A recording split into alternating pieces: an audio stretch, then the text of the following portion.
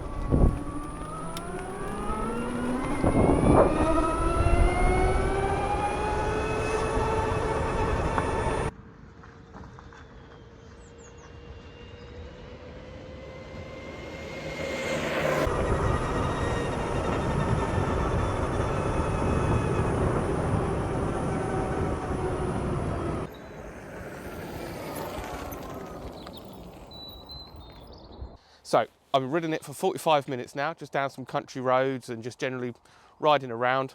What are my impressions? It's different, but it's good different. At first, it feels heavy. It feels heavy at the front.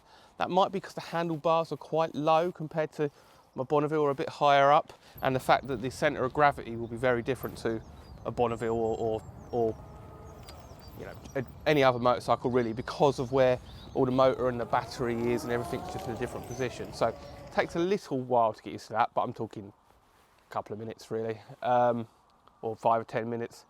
The power is lovely. It does just come in really nice. I started off in rain mode, which I would recommend, just so you get used to how it all works, how the engine braking works, how as you shut the throttle down, it slows down.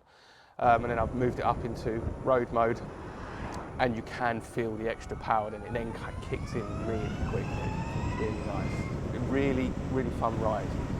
The dials are easy to read on the dashboard screen, LCD screen. It's really nice. The seat's quite comfortable. Felt a bit hunched forward, again, probably because of the handlebars. I think if they did, I mean, maybe they do, some aftermarket ones that lift it up a little bit, it'd make a world of difference. Same with the brake lever. I've got an adjustable one on my Bonneville, and because of my short fingers, it's a bit fast. Again, that adds to a little bit of irritation, but these are details that you could, I'm sure, adjust. I'm sure there must be an adjustable brake lever for this.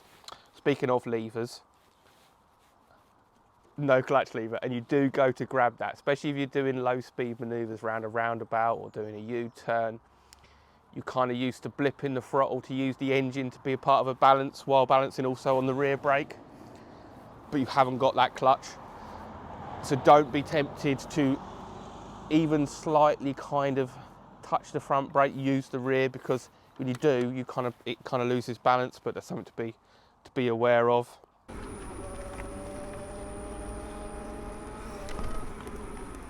Don't do that, Brendan.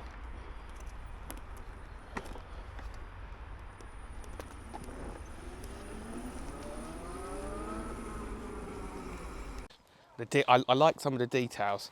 Obviously, I love retro motorcycles, so it doesn't look like a Triumph Bonneville or a Norton Commando, but it does. These fins on the motor are quite neat, and this box underneath here, which I'm assuming is the battery, don't know, someone correct me if I'm wrong, which is really nice. You've got the Brembo brake calipers there, and you've got Harley Davidson badged tyres, which are Michelin tyres, and from what I've done today, they handle fine. It's a cold day today. It's probably about 1 or 2 degrees, but is all.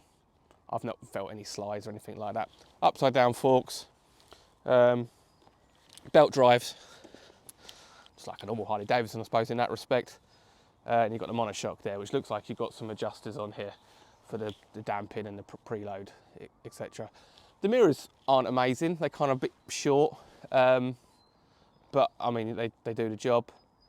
One thing I don't like, I love a lot of it, but one thing I don't like, Michael said it was a Harley Davidson thing, that the indicator buttons are left and right. That's quite odd, and you spend a bit of time, especially at first, when you've pressed the indicator, making sure you've actually switched it off, because it's not 100% clear.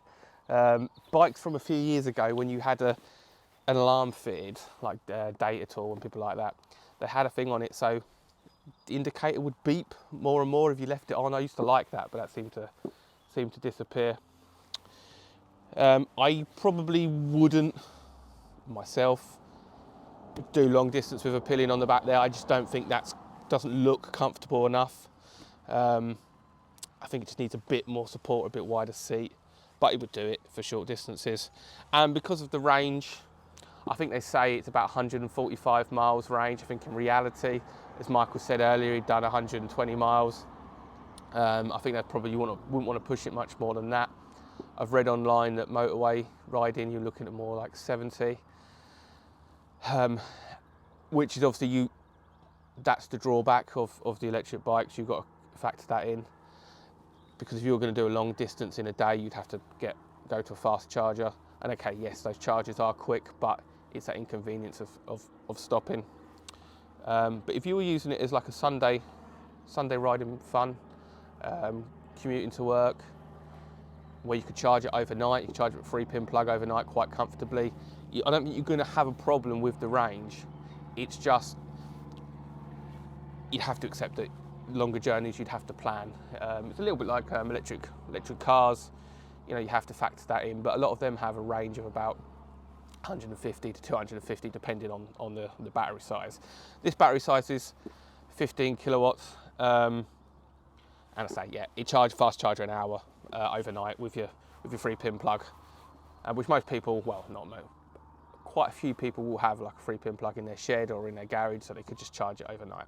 Price, just under £23,000. Now that's a lot of money for a motorcycle. I mean, whatever the motorcycle is a lot of money.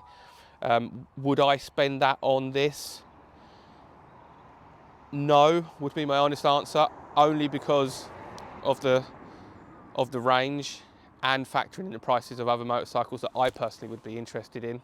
You think Norton Commander is about 16 grand, less once you got to take in some of the discounts and things like that. But when you compare it to Harley Davidson's, and it's probably within a similar price point, the quality is clearly fantastic. So what you are paying for is a good quality machine, unquestionably. As I say, with the Brembo bits and bobs like that. Seat height. Now, I will put the exact details of the seat height on a channel, because this was so last minute. I'll probably get it wrong, but it feels like it's probably about 800 millimeters, maybe a little bit less. As I said, the weight's in a different position, so it does feel different. And the pegs are a little bit back, like a rear set. So you can get 1 foot flat on the ground of someone of my height, at 5'3", with decent boots, which I think is key, as I've said before. But it's slightly top heavy, but you do get used to that. So I would say, if you're interested in this and you're slightly shorter, try it. And on that note, I'm gonna get back on it, have a little bit more fun.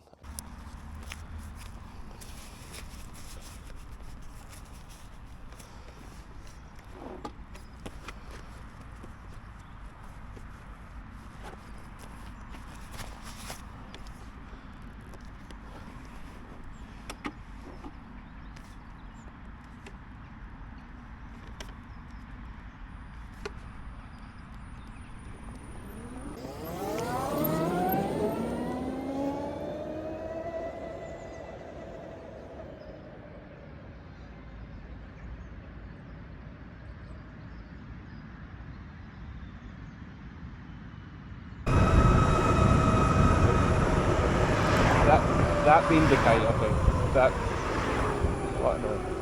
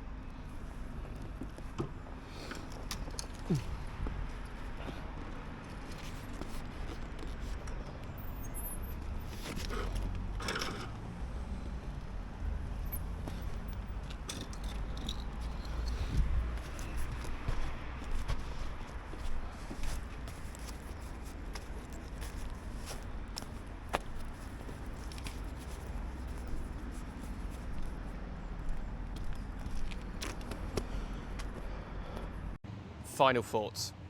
Brilliant motorcycle, brilliant technology, great fun to ride, addictive power, 0 to 63 seconds, who can't be addicted to that?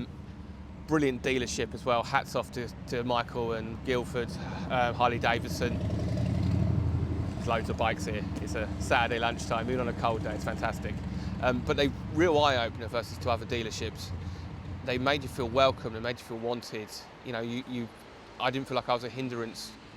I mean, some places you go, you feel like or when you phone them up anyway, you feel like you're a bit of a pain in the arse just because you wanted to ride a bike for the channel. But they are absolutely brilliant. So much so that if I was in the market for a new bike, I would be looking at Harley Davidson because I felt so well treated, and that's credit to the guys here. And their bikes are clearly fantastically well built, so they would be a consideration. Right now, this wouldn't be for me, but that's because it doesn't tick all the boxes that me and my partner would want. But for many people, it would. Many people that don't want to be going further than 100 miles or happy to have a cup of tea every 100 miles, if they can find the spot to charge, it would be perfect. Yeah, so brilliant. Handles great. It does just drop into corners really nicely once you get adapted to the different balance and the different weight. Hope that's been useful to you. Give the channel a subscribe and give the video a like. Get yourself down here to Guildford if you can. Lots of great roads around here. Brilliant place to test a bike. And give me a follow on Instagram, pint-sized biker. And I will see you soon. Ride safe. See you on the next video. And I'm going to get a cup of tea because it is cold. See you soon.